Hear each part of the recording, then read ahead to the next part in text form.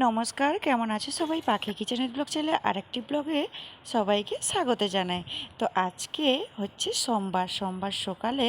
তো এখন আমি ছেলে মেয়েকে স্কুলে ছাড়বো, তো তাই জন্য সকালে বাইরে এসেছি। এইখানে ফুলের গাছটা ভীষণ সুন্দর লাগছে, তো ওদেরকে রেডি করিয়ে তারপরে স্কুলে ওদেরকে পাঠিয়ে দিলাম।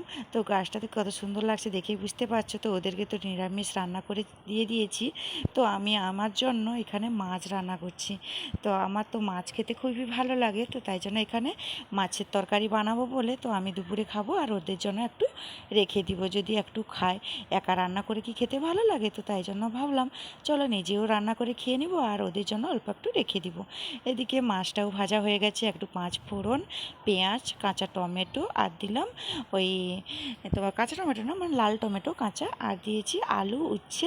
ব্যাস ওটাকে নাড়াচাড়া করে হলুদ, নুন স্বাদ মতো দিয়ে এবার লঙ্কার গুঁড়ো আর সর্ষে বাটা দিয়ে ভালো করে নাড়াচাড়া করে মিশিয়ে ভালো করে মশলাটাকে কষিয়ে নিয়েছি। এবার এর মধ্যে দিয়ে দিলাম অল্প একটু জলটা দিব যাতে বেশ মাখা মাখা হয় আর বেশি জুস না থাকে, তো তাই জন্য অল্প জল দিলাম। এবার মাছটাকে দিয়ে বেশ রান্না প্রায় শেষের পথে হয়েই এসছে। ওই ঝোলটা ফুটে উঠলে এবার আমি গ্যাসটাকে অফ করে দিব। তো এটা এদিকে ফুটে থাক আর আমি ওইদিকে আর বাকি সব যে কাজগুলো ছিল ওইগুলো গুছিয়ে নেব। তো যাই হোক, রান্না প্রায় শেষ। এখন চলো একটা জিনিস তোমাদের সঙ্গে শেয়ার করব।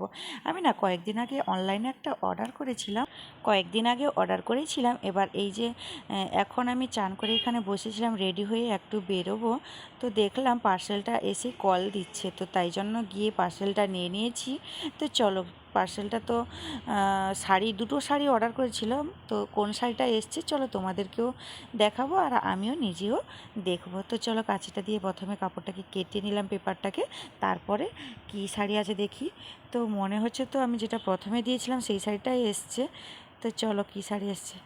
না, এটা তো আলাদা শাড়ি, কারণ আমি প্রথমে একটা ব্ল্যাক কালারের শাড়ি দিয়েছিলাম, তারপরে এটা দিয়েছিলাম। কিন্তু আমি আগে যেই শাড়িটা অর্ডার দিয়েছিলাম ওইটা কিন্তু পরে মানে এখনও আসেনি।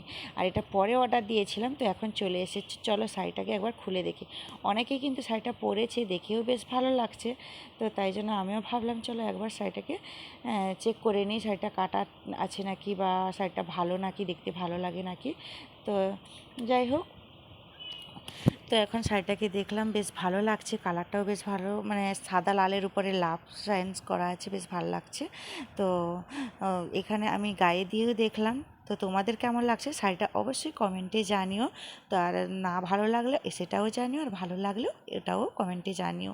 তো যাই হোক, এখন শাড়িটাকে রেখে তারপরে আমার একজন বান্ধবী আমাকে ডেকেছে, তো ওর কাছে যাব, ওই জন্য আমি রেডিও হয়ে গেছিলাম। তো তাই জন্য শাড়িটাকে গুছিয়ে এখন বেরিয়ে পড়লাম ওই বান্ধবীর বাড়ি যাব।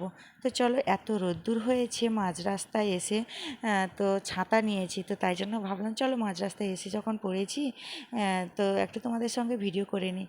তো যাই হোক, ওর বাড়ি থেকে ঘুরে আসার পর বিকেলবেলা কিছু খেতে মন চাইলো, তাই জন্য এখানে আমি কলা ফ্রিজের মধ্যে ছিল, আর কলাটাকে না চটকে তারপরে এর মধ্যে কিছুটা সুজি আর ময়দা দিয়ে ওই পিঠের মতো করে বানিয়ে নিলাম। আর আমার এই পিঠেটা খেতে কিন্তু বেশ ভালো লাগে।